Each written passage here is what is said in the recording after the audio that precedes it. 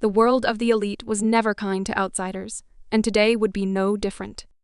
The grand auction hall shimmered under the glow of golden chandeliers, a place where the rich flaunted their wealth as casually as they breathed. Rows of polished seats cradled men and women draped in designer fabrics, their laughter light but laced with cruelty. At the front of the room, a magnificent Arabian stallion stood in the auction pen, its coat glistening under the spotlights. It was a creature bred for royalty, a horse that only the wealthiest could dream of owning. And yet, among the sea of tailored suits and extravagant jewelry, a lone figure stood out, a man whose boots were caked with dirt, whose jacket was worn from years of honest labor. He didn't belong here, and everyone knew it. The murmurs had started the moment he stepped inside, rippling through the crowd like an unspoken agreement to remind him of his place.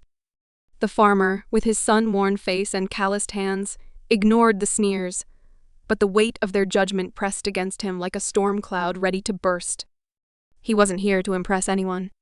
He was here for one thing: the horse. It wasn't just any stallion to him. It was the bloodline, the spirit, the legacy wrapped up in muscle and speed. He had raised its ancestors, trained their offspring, and knew their strength in ways these polished men and women never could. But to the people around him, he was nothing more than a fool who had wandered into a world far beyond his reach. A sharp voice from the auctioneer cut through the tension, calling out the first bid. Numbers flew, climbing higher and higher as the wealthy threw their fortunes at the stallion like it was a game. The farmer listened, waiting. He could feel the gazes locked onto him, waiting for him to embarrass himself. And when his voice finally broke through the air, quiet yet firm, the room erupted. Laughter sharp, mocking, relentless. A few whispered behind their hands, others scoffed openly.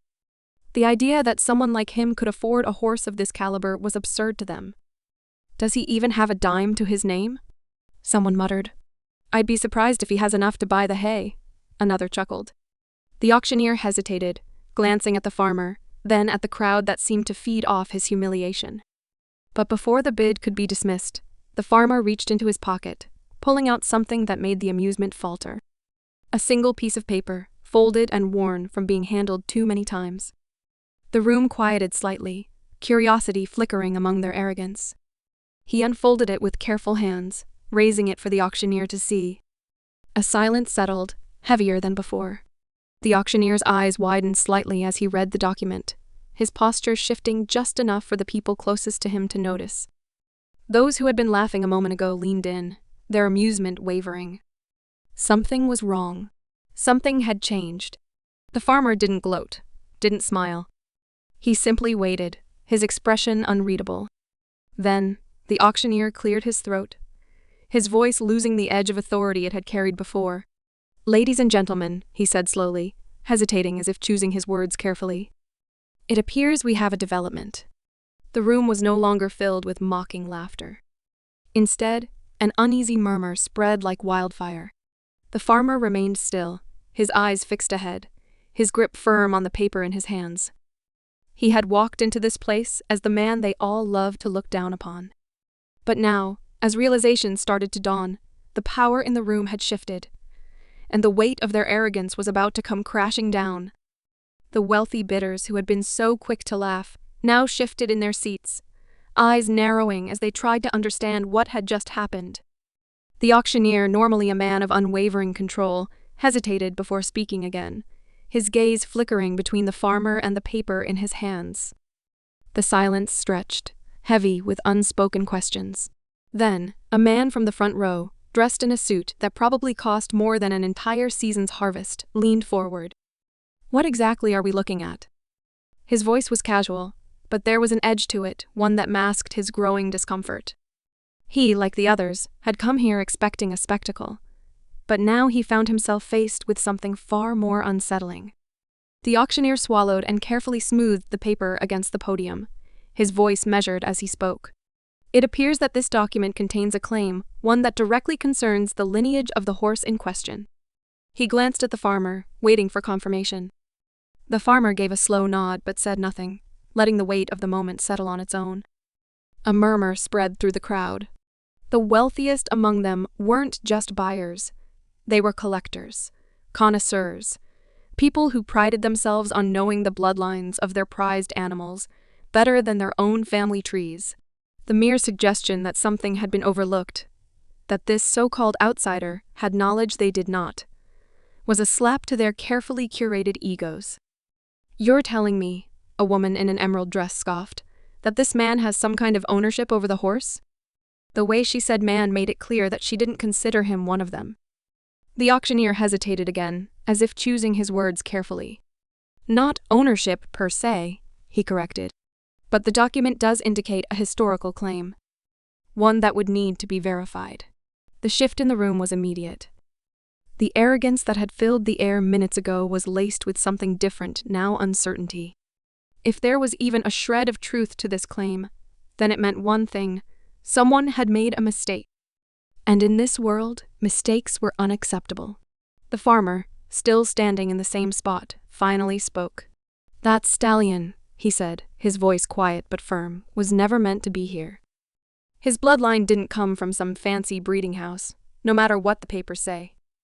His ancestors ran free on my land before they were taken." The words hit harder than any raised voice could. The people in the room had spent fortunes securing the purest bloodlines, believing they were the sole inheritors of excellence.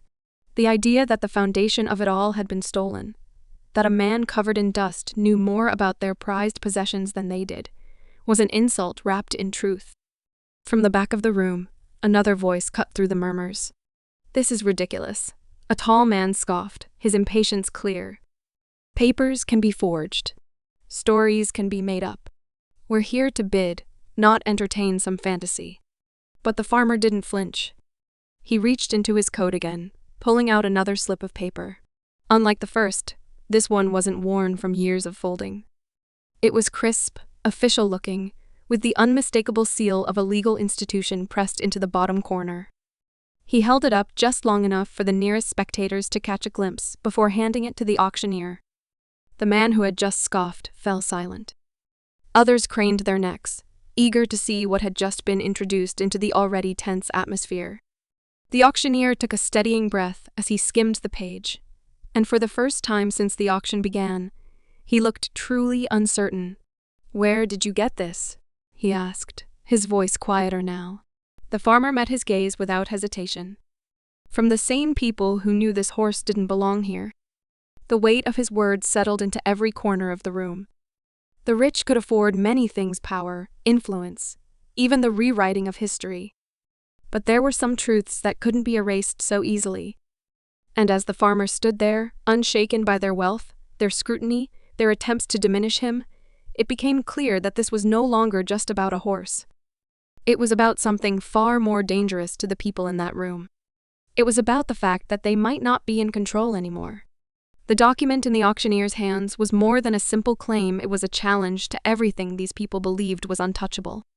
The stallion standing in the auction pen, once seen as the crown jewel of the event, was now at the center of something far more dangerous than a bidding war. The farmer, once dismissed as an inconvenience, was no longer just an outsider. He was a threat. A ripple of movement passed through the front rows as a few of the more influential buyers exchanged quick glances. Their power had never come from wealth alone. It was the ability to control narratives, to reshape inconvenient truths before they had a chance to take root. If this farmer's claim was legitimate, if his story had legal backing, then someone in their ranks had been complicit in a lie. And that was something they couldn't afford. A man with silver-streaked hair, draped in a perfectly tailored suit, finally stood. His expression remained composed, but there was something calculating in his gaze. "This is quite the revelation," he said, his voice smooth, almost amused. "But surely, we can all agree that matters like these should be settled in the proper venue, not in the middle of an auction house." A murmur of agreement rose from the wealthiest among them. They weren't dismissing the farmer outright anymore. They were shifting the battle to a place where they held more control. Courtrooms, legal disputes, endless bureaucracy, these were the weapons of the powerful. If they could not silence him, they would bury him in procedures until he had no fight left to give. But the farmer had expected this. Slowly, he turned to the auctioneer, his voice steady. "You hold the records for this auction. You verified the bloodline before this horse was put up for sale, correct? The auctioneer hesitated. This was dangerous ground, and he knew it. He was nothing more than a facilitator, a man paid handsomely to maintain order in a room full of egos. He had no interest in getting caught between wealth and truth. But with every eye in the room locked onto him, he had no choice but to answer. Yes, he said carefully. All horses sold here go through a thorough verification process. The farmer nodded. Then pull up the records. A flicker of uncertainty crossed the auctioneer's face. This was not how the night was supposed to go.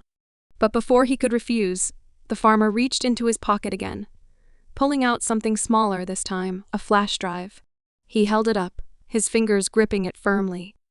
This contains genetic verification from an independent lab, he said, his voice cutting through the tension like a blade. Run it against the auction's records. If your verification is as thorough as you say, there won't be any discrepancies. A beat passed. Then another. And then, for the first time, true unease spread through the room. Because this wasn't just a story anymore. This wasn't just an accusation. This was proof. The silver-haired man's amusement vanished. This is absurd, he snapped. No respectable establishment would allow an outsider to dictate how their process is conducted. The farmer didn't look at him. His gaze remained locked on the auctioneer. If there's nothing to hide, he said evenly, then there's no reason not to check.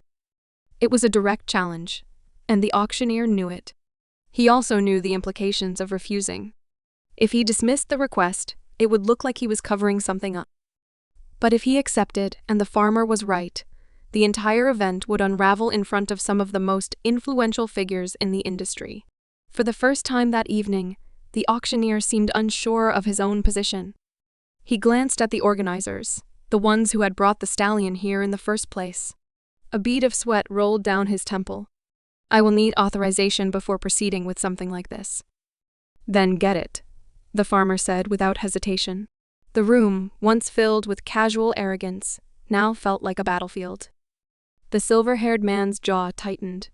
This was not how things were supposed to play out. The farmer should have been humiliated, cast aside, forgotten. Instead, he had managed to turn their own rules against them. A woman in the third row leaned in toward one of the auction officials, whispering something too low for others to hear. The official paled slightly but gave a small nod before slipping away toward the back of the room. The moment did not go unnoticed. The farmer saw it, and he knew exactly what it meant. They weren't going to verify anything. They were looking for a way to shut this down before it went any further. But he wasn't finished yet.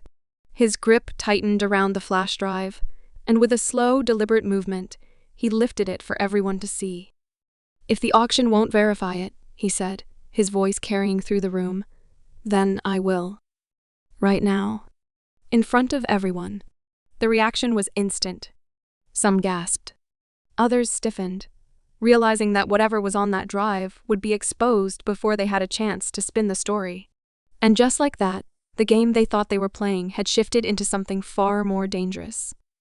A charged silence gripped the room, every breath held in anticipation. The flash drive in the farmer's hand had become more than just a piece of plastic, it was a reckoning. The wealthy elites, so used to controlling every narrative, were now watching the foundations of their carefully curated world tremble beneath them. The auctioneer hesitated, his fingers twitching as he weighed his choices. Refuse, and he risked looking complicit. Accept, and the truth, whatever it was, would be exposed. A slow, deliberate clap echoed through the room, breaking the silence. The silver-haired man, his forced composure barely holding, offered a hollow smile. All right, he said, voice smooth but strained. Let's entertain this farce. But if you're wrong, I expect an apology before you're escorted out. The farmer met his gaze, unshaken. He stepped forward, setting the flash drive on the auctioneer's podium. With reluctant hands, the auctioneer plugged it into the system, the large screen behind him flickering to life. A few keystrokes, a click, and the file opened. Data streamed across the display, bloodline charts, genetic markers, historical records, meticulously gathered evidence that could no longer be ignored. A collective inhale swept through the audience as the truth unraveled before their eyes. The stallion, the so-called crown jewel of the auction, had origins that directly contradicted the official paperwork provided by the organizers. The genetic match proved undeniable. The horse's lineage traced back to a once-renowned bloodline that had mysteriously disappeared decades ago, one that the farmer had cared for, nurtured, and lost under circumstances that now seemed less like misfortune and more like theft. The silver-haired man's face darkened as realization set in. He turned to the auction officials, his calm mask cracking. "Fix this," he hissed under his breath. "Now." But it was already too late. The evidence had been laid bare, and whispers surged through the crowd like wildfire. Some of the wealthiest bidders who had once mocked the farmer now shifted uncomfortably in their seats, realizing they had been deceived as well. The auctioneer, visibly sweating, tried to maintain control. There must be an explanation for this," he stammered. "Surely this is just a clerical error." The farmer cut him off. "It's not an error," he said plainly. "It's fraud." The weight of that word sent a visible ripple through the room. Fraud.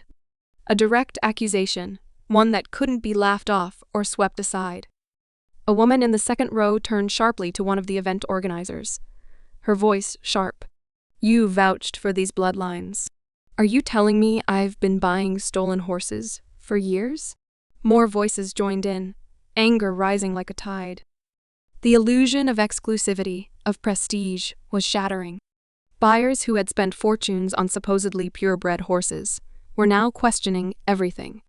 In the chaos, the silver-haired man took a step back, already calculating his escape from the mess. But the farmer wasn't finished. He reached into his coat one last time, pulling out a final document, the legal claim he had been holding onto for years, waiting for this exact moment. He placed it firmly on the podium. "This," he said, voice steady, "is a formal petition to reclaim what was taken from my family. That stallion is mine by blood, by history, and by law." The auctioneer stared at the paper, his lips parting, but no words coming out. The weight of the situation had crushed any argument he might have had left. A long beat passed. Then, without ceremony, he reached for the gavel, once a symbol of control in this room, and brought it down with a heavy crack. "The auction for this horse is officially void." The room erupted. Some gasped, some stormed out in frustration, while others watched in stunned silence as the farmer, the man they had ridiculed and dismissed, stepped toward the stallion. The animal, sensing something different in the air, remained still as the farmer reached out, his fingers brushing against its strong neck. The connection was immediate, deep-rooted, undeniable.